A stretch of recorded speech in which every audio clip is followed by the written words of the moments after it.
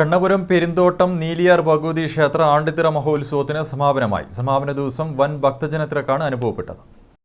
5 ദിനങ്ങളിലായി നടന്നുവന്ന മൊട്ടമ്മൽ പെരുന്തോട്ടം നീലിയാർ ഭഗവതി ക്ഷേത്ര ആണ്ടുതിറ മഹോത്സവം പുള്ളിവേട്ടക്കുരുമകൻ ദൈവത്തിന്റെ പ്ലാവില തിരുമുടിയോടെയാണ് സമാപിച്ചത്.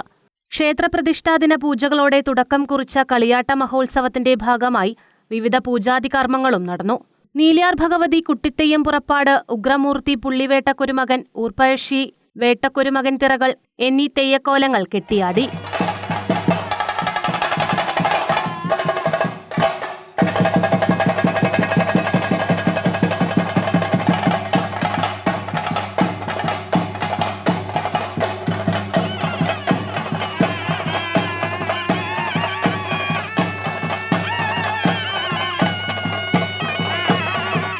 കളിയാട്ട മഹോത്സവത്തിന്റെ ഭാഗമായി അന്നദാനവും നടന്നു.